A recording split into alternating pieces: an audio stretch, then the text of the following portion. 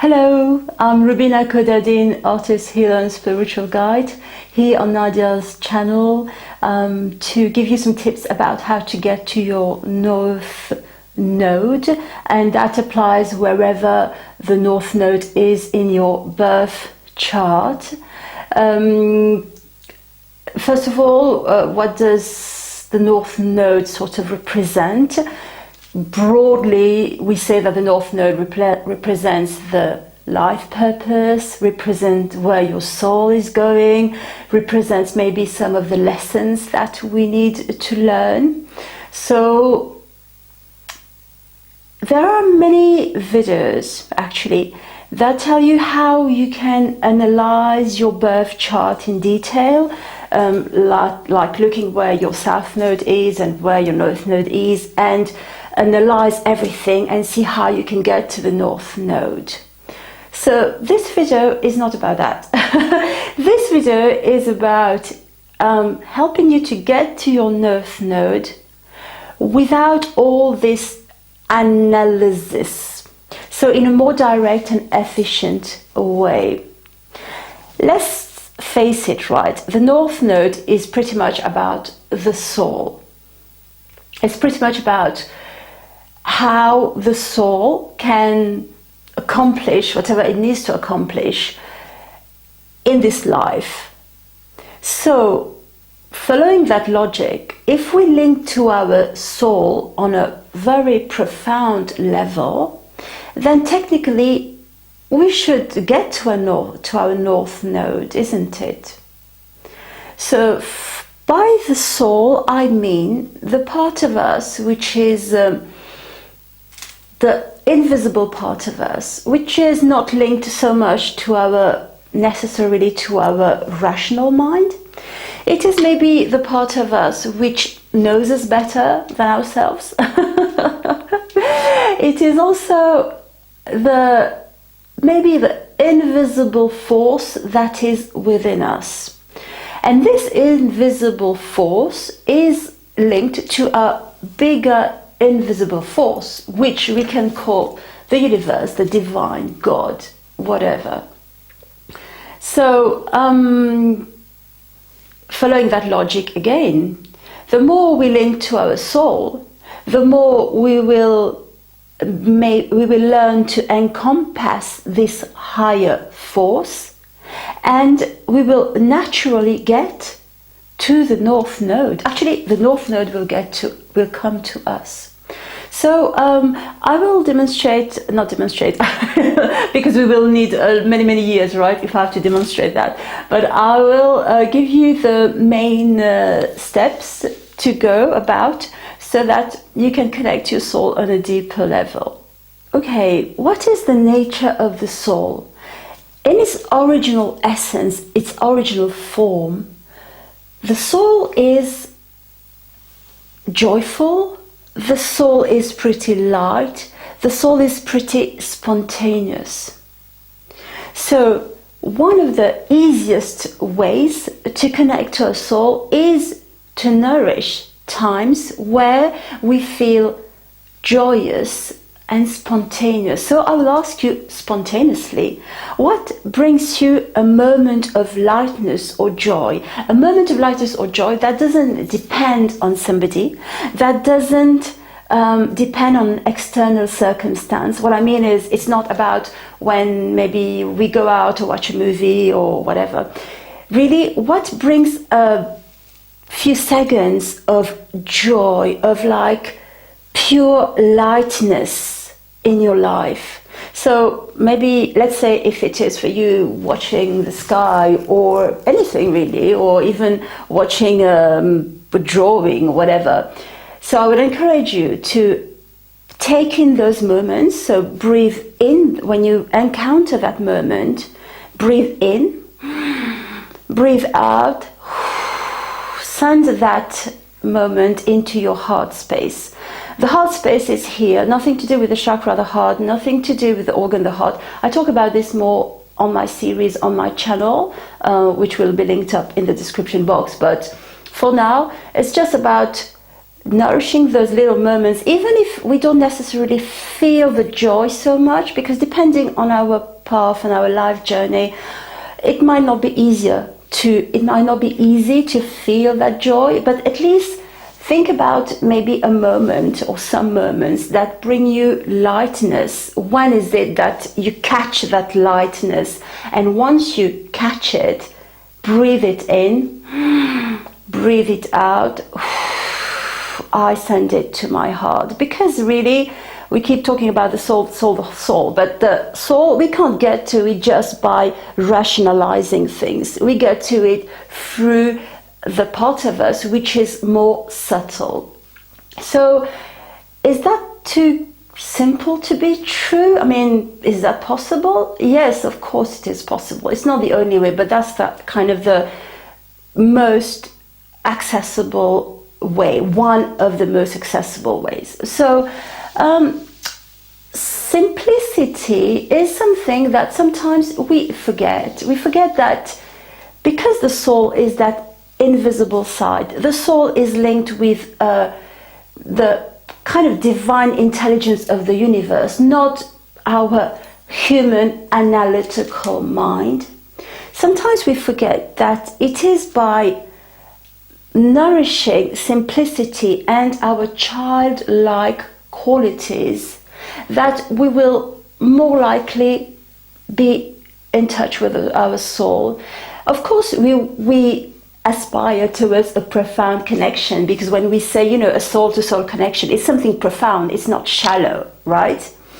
But it's not because the connection becomes profound that the way towards it is seriousness and harshness. No.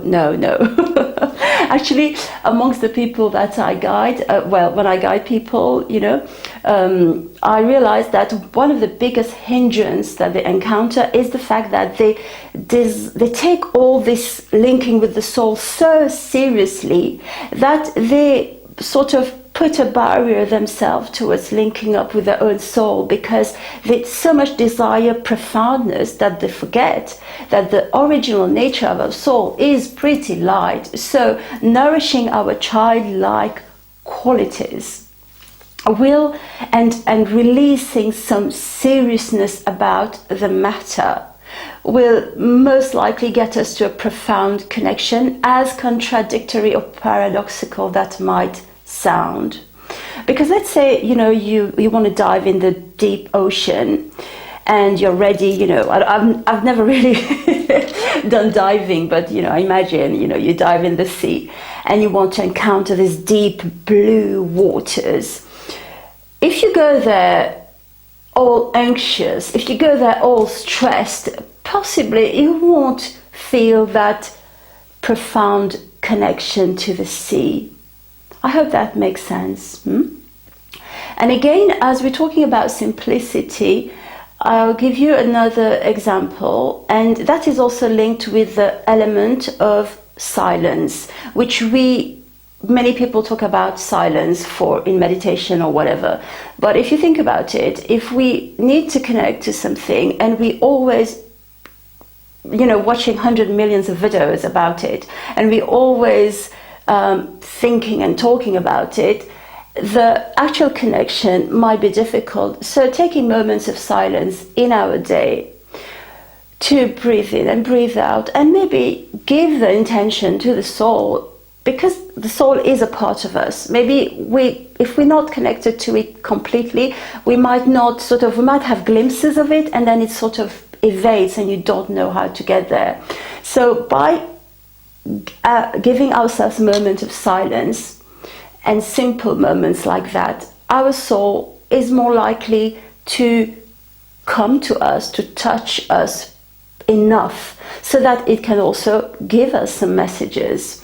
So I will just give you a little example. Let's say, there are butterflies in a garden and you want to touch or feel that butterfly. The soul is a little bit like that. It's got amazing knowledge, but its nature, again, it's light.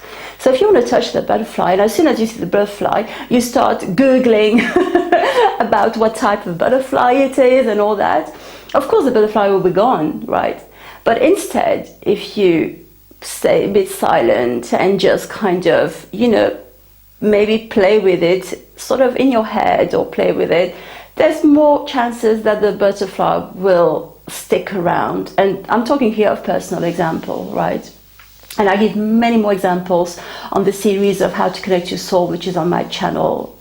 But this is just one example to say how we can connect to the soul. Because then again, if we want to go to our north node, we're talking about the soul, we need to also listen to what our soul is saying us. So if you're doing those 3 steps I mentioned and taking moments of silence, your soul definitely is talking to you. And one of the recurrent and most common ways that the soul talks to us is through recurrent thoughts.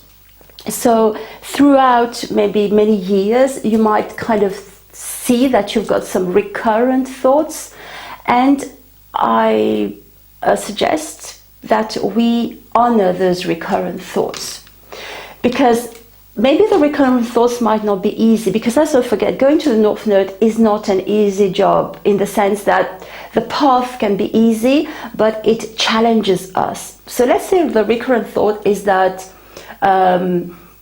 go jogging, but actually you hate running and you hate walking. I suggest that honor that, try it. Of course, it's not about going on a marathon or whatever, but just try it. And who knows, by going jogging little by little every day, maybe you discover that you're learning how to connect to, to a different kind of breathing. You're learning how to connect to nature in a kind of way, and maybe that kind of becomes part of your mission, because you kind of want to share that later to people. So although maybe this is not what you would like, because maybe you're shy and you don't want to share things to people like that, like like I kind of am, in a way. I never dreamt of, or never wanted actually to be making YouTube videos and even to do all these missions. But sometimes as you're listening to the calling, you embrace the mission, and then you feel so good in it, but not by forcing the mission to come to you, but by listening to the calling. One of the other callings of the soul, which is possibly of the different things I've said, the least fun one, is the fact that throughout our life, our soul oftentimes gives us information that we need to do some healing. Most of us do need to do some healing. And it can come through illness, it can come through painful experiences. Because the point of getting to the north node is, we often say releasing the south node. And within the south node, it's a little bit like there are traumas that are attached to things that maybe were from past lives or this life, depending what you believe in. And to be honest, it doesn't really matter whether the traumas or sufferings come from whatever way it comes from. That's not the point.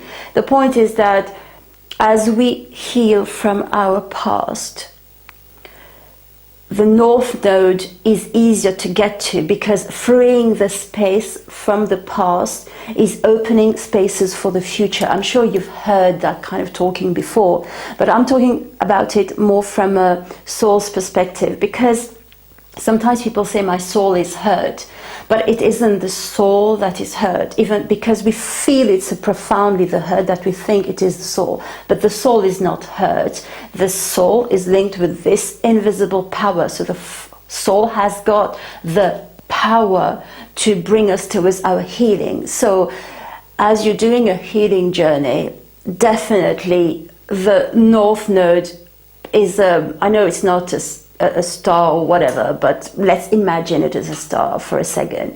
This will shine a light and open some spaces for you to get to without forcing. And this is where I'm trying to lead you to, is not forcing to get to the north node, but doing the necessary steps to connect enough to our soul that the north node comes to us and we are ready and happy to embrace it, as opposed to striving to get there. So doing a healing journey is important for most of us. And here again, I will most likely get you to look at, there's so many videos on my channel. There are videos that I talk, there are healing meditations, there are also healing sessions. And when you go to my channel, which is linked in the description box, make sure you also click the notification bell to be informed of future videos. Otherwise, if you're already on a big journey to your soul and you're feeling stuck, then you are welcome to book a one-to-one consultation with me. Or else you can also order a soul painting, because this is kind of my mission, my North Node mission that I was dragged to accept, and to also help people to get, in a way, to their North Node. So having said that, I wish all of you to embrace your North Node as it comes to you, to listen more to your soul as messages come. And I send many thanks to Nadiya for her kindness of having me here on the channel. So see you very soon, and all the best.